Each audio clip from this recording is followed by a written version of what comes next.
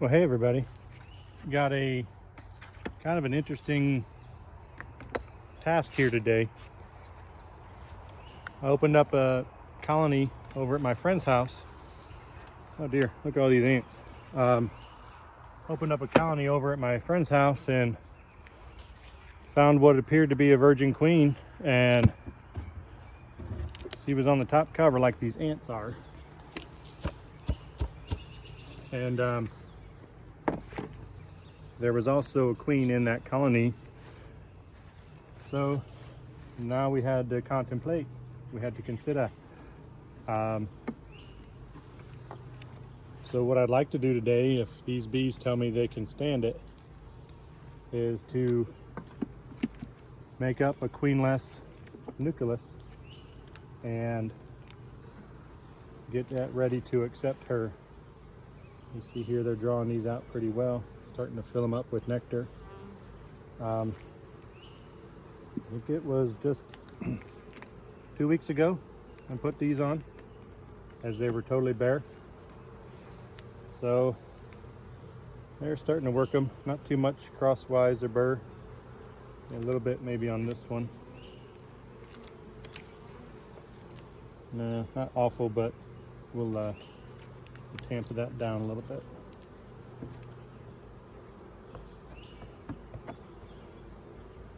If they start to build it sideways like that, you fix it fast as you can, and hopefully the rest of your life is easier than trying to mess with it every time you come in. So no good reason for me to actually be cooling on these other than to kind of make sure we're not getting a bunch of burr style comb. All right, one more. Can't help myself. Sometimes I think I get into these things and I figure like I'm in for a dime, in for a dollar. They're drawing that one out pretty nice. Pretty nice. All right, okay. So population wise, when I put this in, remember this was a full 10 frame colony purchased that way. 10 frame medium. I purchased it as a 10 frame medium. I put this deep on. I was super optimistic maybe that they had drawn enough of these that I could just 100% rotate, put the deep on the bottom and put the medium on top. That's the way I like it to be. Probably need another couple weeks before that's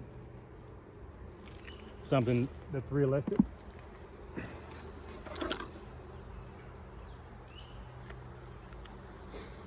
These were the 10 frames that the bees came with, and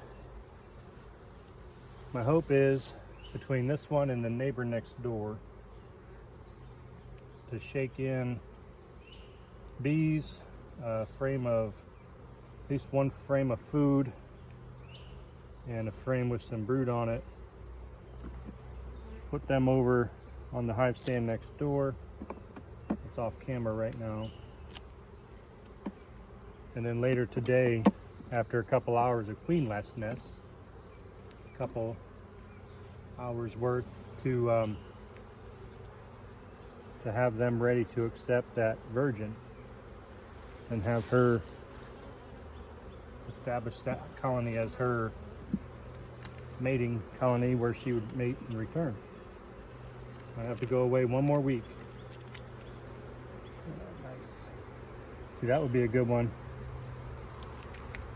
to put in that 5 frame donor, but I have to look very closely and make sure the queen is not present. Look very closely.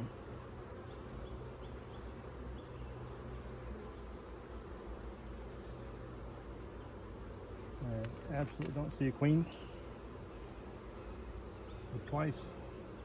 All right, I'm just going to take this off camera to the new one.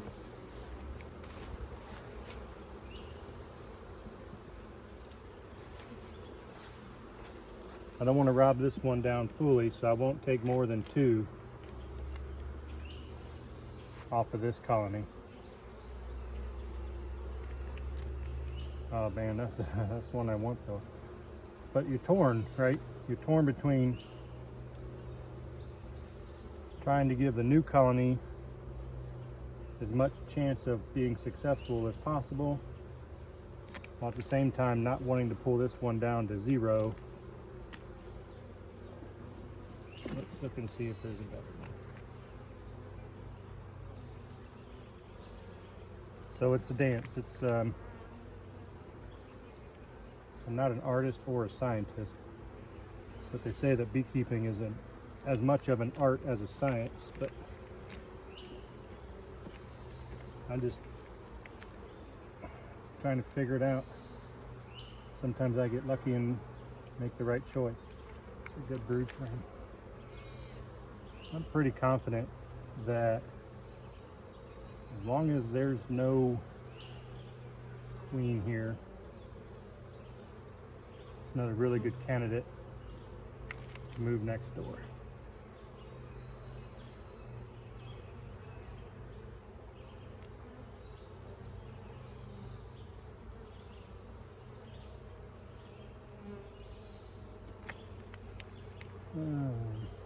Now I go back and forth because I kind of want to look at more frames before I make the determination. I'd really like to see the queen. Sweat's dripping in my eyes. Hard to see anything. Oh, really hard. Dang on.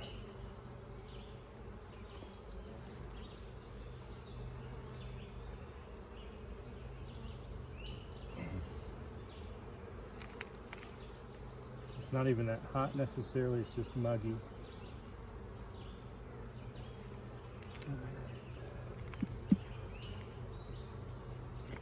So usually on my inspections, I don't feel like I have to see the queen. I did go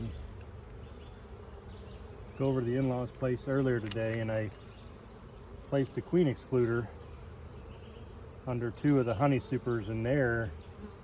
I made very sure. I tried to find the queen and it didn't work. But I shook, then I had to shake these out of the boxes they were in to make sure that I didn't have the queen above the excluder.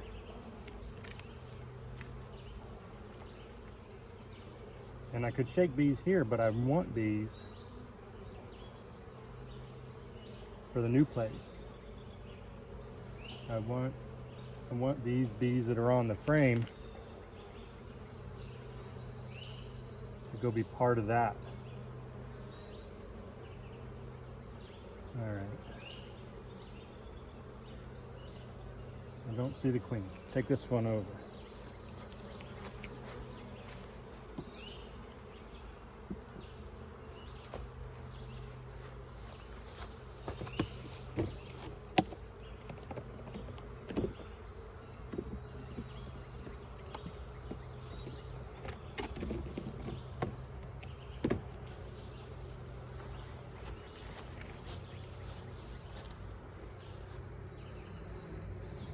We're on frames here. I don't remember where that other one was from that I pulled out, but I feel like it went like that.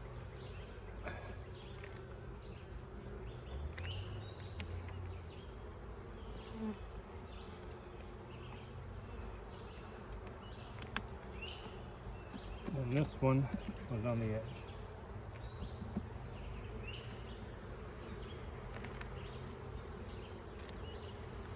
Okay, now we'll put it back on. I'm not going to worry about that extra comb right now.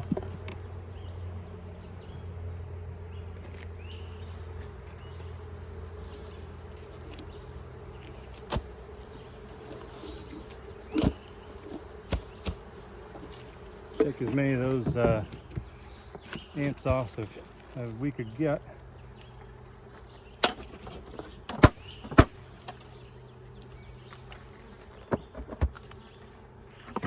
Okay.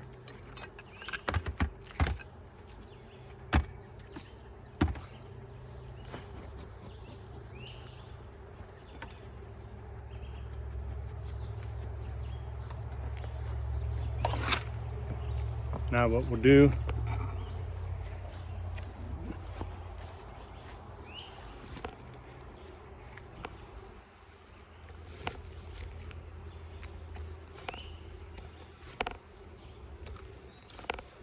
somebody needs to come out here with a weed whacker.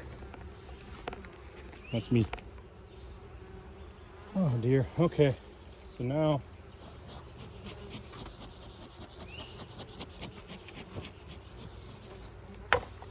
this one's been here a little while longer.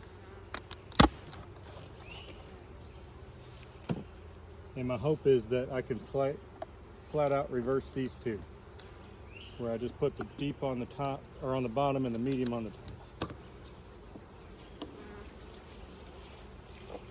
Always check my inner. I found a virgin queen on that inner. That's where I found that queen that that's making me have to do this thing now.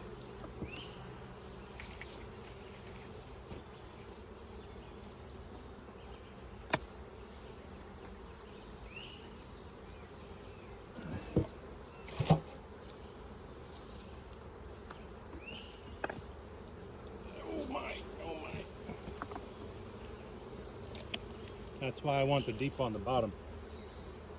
It is ridiculously heavy.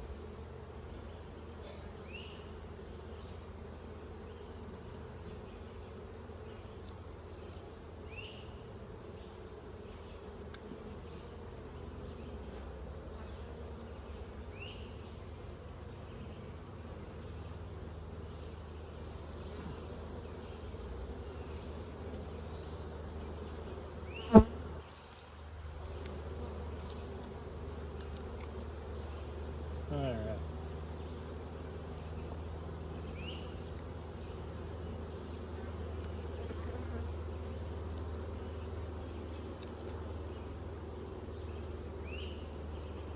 So I want to try to find if there's another brood frame here.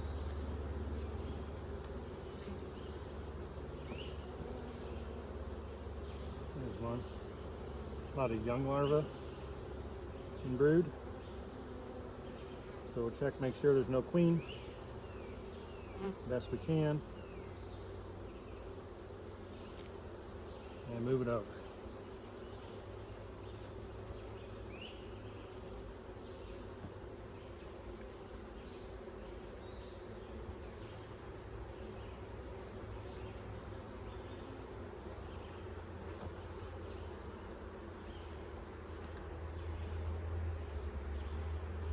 This one I can already see it's got a lot of drone, and I don't want to move any drone over there right now.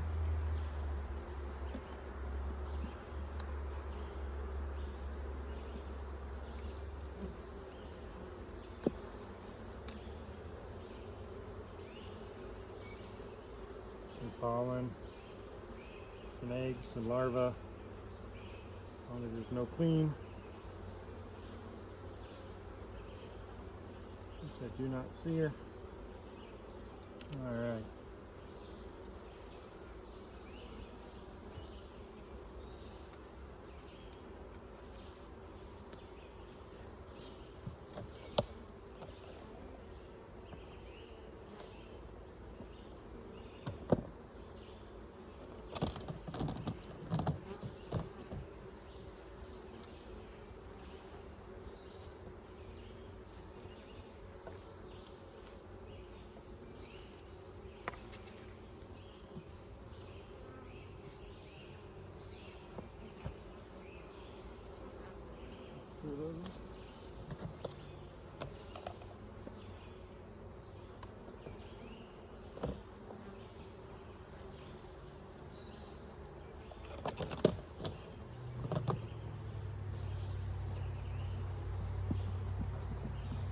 Placement frames.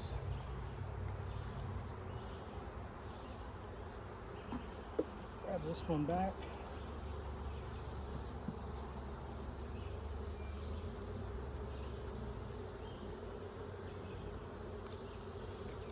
Okay.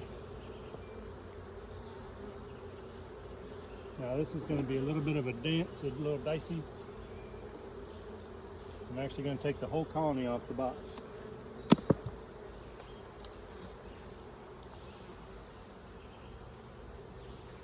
Oh, stung me once.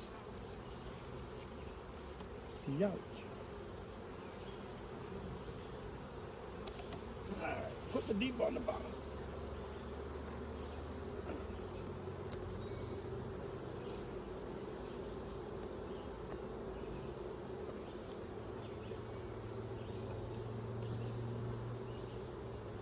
I'll put the medium on the top. Ow.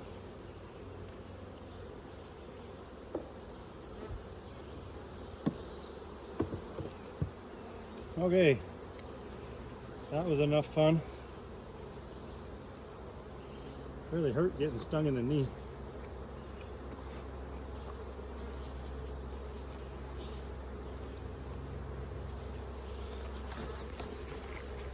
Now I got all the frames I robbed out replaced.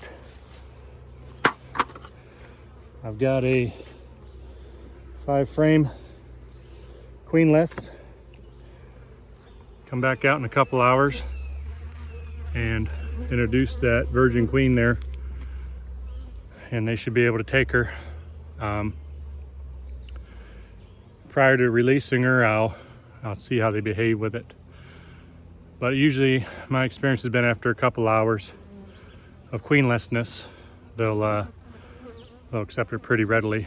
So didn't get all the things done that I wanted to get done, but I got what I needed to get done completed. So anyway, hope that was useful.